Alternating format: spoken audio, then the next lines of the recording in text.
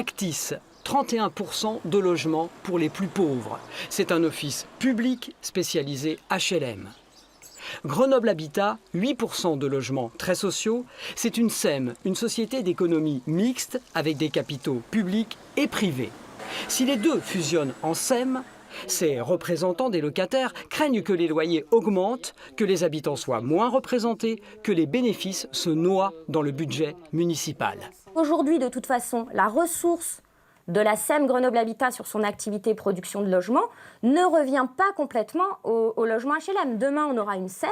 Rien ne nous dit qu'avec le temps et éventuellement des changements de couleur politique ou de choses comme ça, ne ferait pas que demain, l'ensemble des dividendes de l'activité privée de la SEM partent aux actionnaires et que pas un seul centime n'aille au logement social.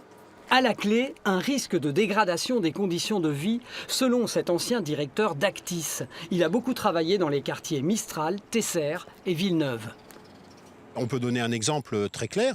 Le nettoyage des parties communes chez Actis, il est fait par des agents d'immeubles qui sont des salariés d'Actis. Ça veut dire que tous les jours, il y a des gens d'Actis qui savent ce qui se passe dans les montées d'escalier. Chez Grenoble Habitat, c'est sous-traité à une entreprise extérieure dont les salariés bougent quotidiennement ou toutes les semaines ou quand il y a besoin pour l'entreprise. Et il y a un lien beaucoup moins direct entre Grenoble Habitat et ses locataires. La vice-présidente de la métro affirme qu'Actis est en grand danger financier à cause des mesures gouvernementales. Il serait urgent de fusionner pour éviter l'absorption d'Actis par un gros bailleur national 100% privé. Mais ce conseiller municipal grenoblois conteste le diagnostic. Et voilà, c'est la difficulté. Il y a eu une étude commandée par Actis et qui dit que les fondamentaux de gestion des deux organismes Actis et GH sont bons. Voilà. Nous avons en plus les résultats de l'année 2017 et 2018. L'un est à plus de 4 millions et l'autre est à plus de 6 millions. Donc en fait, voilà, ces chiffres sont en totale contradiction avec les déclarations. Ce 13 mai, Éric Piolle, interpellé en conseil municipal, a pourtant confirmé le projet de fusion en une société d'économie mixte.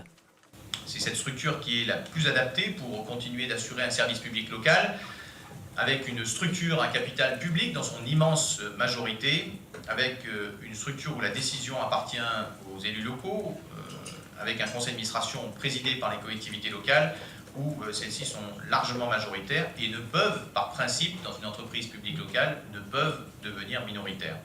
Actis et Grenoble Habitat doivent fusionner début 2020, avant les municipales, dans la précipitation, selon les détracteurs du projet. Les organismes sont bons. Puis, la vente programmée des 500...